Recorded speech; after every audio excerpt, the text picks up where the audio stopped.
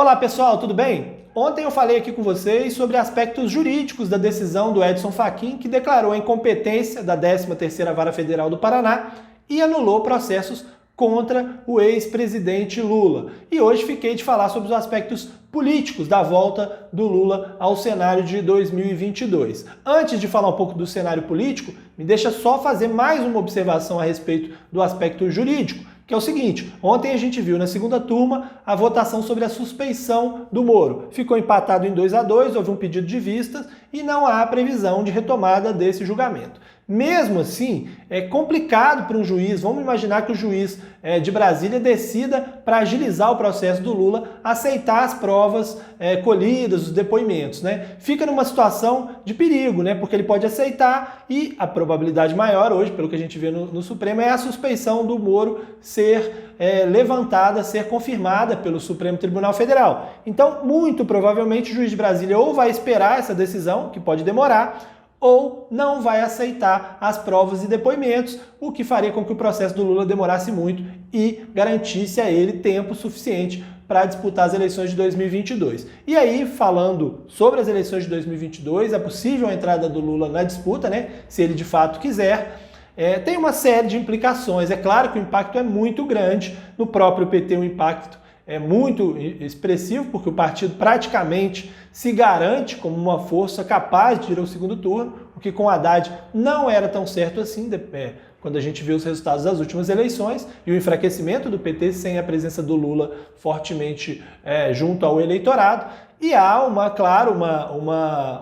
um impacto forte na relação com o presidente Jair Bolsonaro e nas expectativas do presidente Jair Bolsonaro. Falando disso primeiro, para o Bolsonaro, a gente vê muita gente dizendo que é vantajosa a presença do Lula na disputa, mas ela traz vantagens e traz também desvantagens, também traz perigos para o presidente. Por um lado, tem uma vantagem de fato, que é a recuperação do discurso de Bolsonaro do antipetismo. A polarização facilita para o Bolsonaro esse embate direto com o PT, que pode ajudá-lo a recuperar parte do eleitorado desiludido com o PT, insatisfeito e que rejeita fortemente o PT no primeiro turno das eleições e principalmente no segundo turno, né? Então, gente que abandonou o governo, está descontente, mas que rejeita Lula totalmente, poderia voltar para o colo de Bolsonaro, ajudando a melhorar sua votação no segundo turno. Isso não há dúvida de que é mais fácil para o Bolsonaro do que um candidato de centro.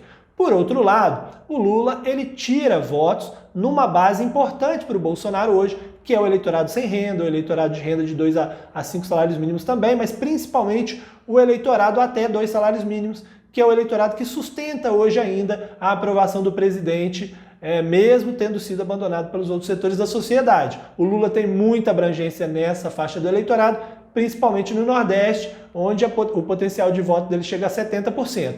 Então isso pode desidratar o Bolsonaro, gerando algum perigo para ele de perda de votos, principalmente no primeiro turno, né? E também tem um outro problema para o Bolsonaro, que é a capacidade do Lula de, se fizer um discurso moderado, agregar alguns partidos ali do centrão que estão hoje com o Bolsonaro, mas que já foram lulistas do passado.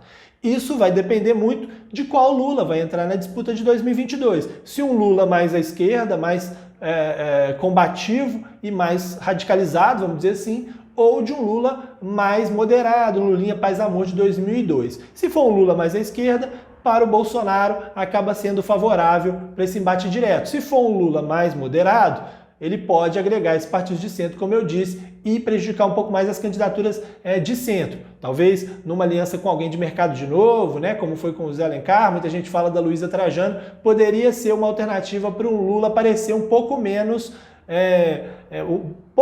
de esquerda, vamos dizer assim, para o mercado propriamente dito e para o eleitorado, né? Agora, o grande prejudicado, para mim, na minha avaliação, é o ex-ministro Ciro Gomes, que é hoje um candidato de esquerda que tentava rivalizar com o Haddad por uma vaga no segundo turno, com chances de conseguir fazer esse embate, e que agora vai ter que se reposicionar. Ou ele vai ser um candidato de centro para se colocar como uma alternativa aos dois, e aí ele vai ter que se aproximar dos partidos de centro, vai perder um eleitorado de esquerda e tal, ou ele vai ficar muito espremido na esquerda sem muita chance. E com o agravante de que ele perde muito voto no Nordeste com a entrada do Lula, e isso é praticamente fatal para a candidatura dele, que tem uma força maior ali no Nordeste, né? O Ciro vai ter que ir para o centro, enfrentar outros candidatos do centro, e ali o centro vai estar muito congestionado. O Dória vai ter que puxar um pouco para o centro, o Luciano Huck, o Mandetta, quem for mais que disputar vai ficar nesse bolo tentando aparecer como uma terceira via. Mas uma terceira via difícil, considerando que o Lula e o Bolsonaro cada um tem ali mais ou menos um quarto do eleitorado garantido, ou teriam, ficaria a outra metade para essa turma toda brigar para tentar tirar um dos dois do segundo turno. Não é uma tarefa fácil. O cenário, sem dúvida, muda muito e para o PT acaba sendo, óbvio, uma chance muito maior de ir para o segundo turno com o Lula do que com o Fernando Haddad. Mas está muito cedo e muita coisa ainda está para acontecer até 2022. Um abraço para vocês e até mais.